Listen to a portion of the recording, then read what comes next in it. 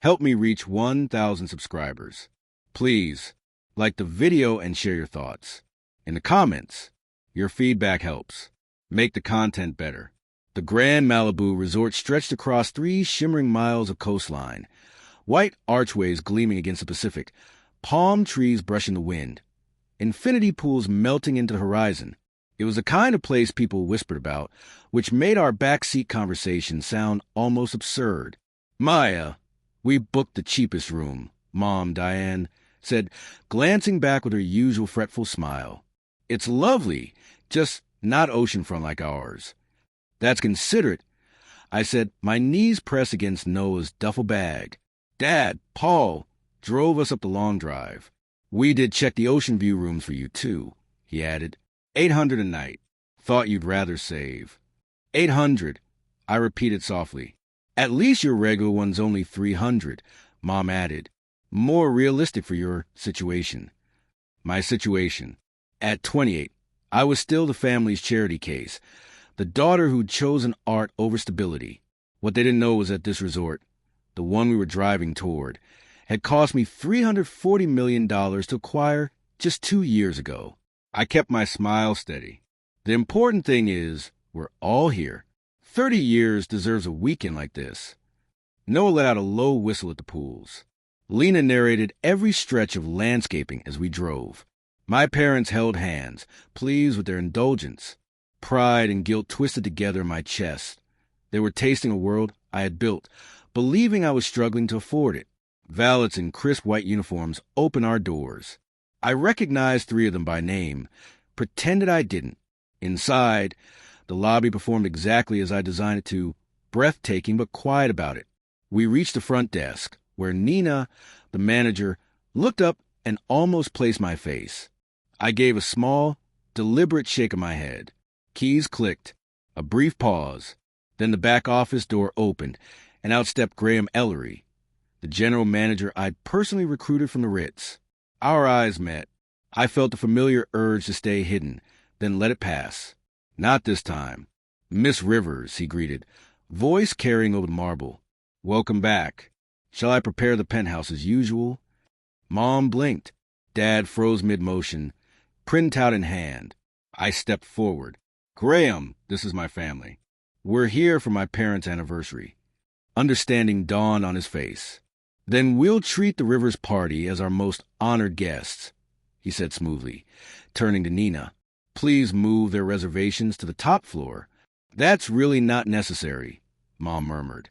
"It's appropriate," Graham replied gently. Then to my father, "Your daughter owns a Grand Malibu." The silence that followed opened wide, like a window to the sea. Lena's jaw dropped.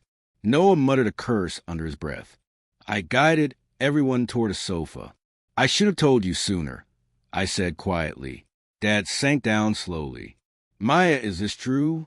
"Yes. 18 properties total. This one's our flagship." "How?"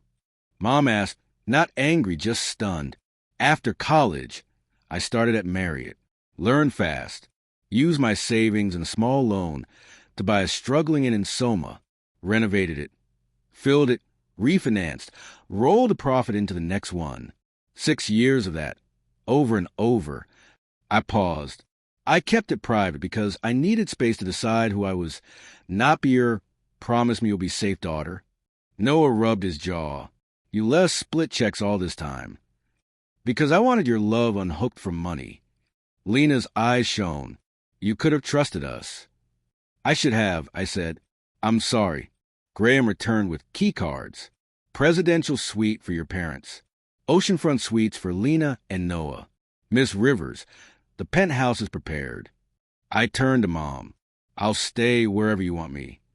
She exhaled, half laugh, half sob. "Stay with us. And tell us everything. At dinner, not in the lobby." "Good," I said. "Our chef's doing a tasting menu tonight. I can finally order the wine I picked." We unpacked in the presidential suite. Mom tracing orchids with her fingers.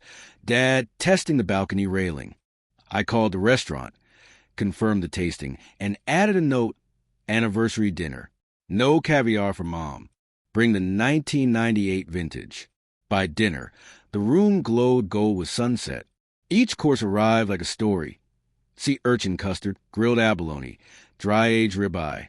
As the sommelier poured, I told him everything.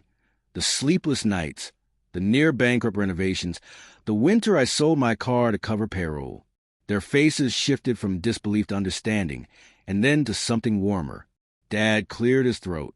I used to picture you starving in some tiny studio, but you were building a world. I should have trusted you sooner, I said softly. Mom reached across the table, taking my hand. And you stayed our Maya, even while becoming someone extraordinary. That's what matters. Lena laughed through tears. I'm never choosing the restaurant again. Noah grinned, and I'm done arguing about the check. We toasted. To 30 years, to beginnings that didn't look like beginnings, to small rooms and secret plans that grew into ceilings. The knot I'd carried for years finally loosened. Later, on the penthouse terrace, the ocean rehearsed its endless rhythm. I showed them the operations dashboard on my phone, the occupancy stats ticking upward. Dad leaned closer, curious but calm. Mom rested her head on my shoulder. Are you happy? She asked. I wake up excited. I said, that's proof enough. The wind lifted the palms below, blending with our laughter and the surf. I thought of the girl in Soma counting receipts by lamplight and sent her silent thanks. Then I turned to my family, their faces open and unguarded and new. The privacy I once mistook for protection had served its purpose. I didn't need it anymore.